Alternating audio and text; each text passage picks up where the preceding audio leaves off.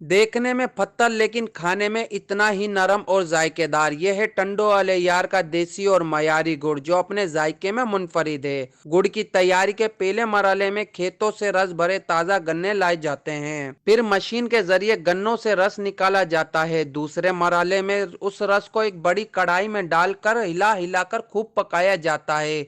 रस पकने के बाद उस रस को एक बड़े थाल में डालकर छोड़ दिया जाता है। रस गाढ़ा होने पर गुड़ को पत्थरनुमा शक्ल देकर फरोख्त किया जाता है, जबकि इसमें खुश्क मेवाजात मिलाकर दोस्त और अहबाब को बतौर तोहफा भी दिया जाता है। गन्ना लेने के बाद इसको हम अपना मशीन के ज़रिए इसको को हम पिड़ाई करते हैं। पिड़ाई करने के बाद फिर हम इसको कढ़ाई में पकाते हैं। कढ़ाई में पकाते हैं और जब बिल्कुल गाढ़ा हो जाता है तो उसके बाद फिर हम इसको लकड़ी के टब में डाल के इसको ठंडा करते हैं। ठंडा करने के बाद फिर हम इसकी टिक्कियाँ बनाते हैं। अगर कोई मेवा जात लेके आता तो उसको हम आर्डर के तौर पे मेवा जात डालकर उसको वीआईपी गुड़ बना के भी देते हैं। मेहनत और मुशक्कत से तैयार होने वाला गुड़ न सिर्फ जायके में मुनफरिद है, बल्कि इंसानी सेहत के लिए भी इंतहाई मुफीद है। चीनी का इस्तेमाल करने वाले अफराद चीनी छोड़कर गुड़ के इस्तेमाल पर आ जाएं तो कई बीमारियों से बचा जा सकता है, और इससे खेतों में काम करने वाले किसानों के जरिए आमदन में भी इजाफा होगा।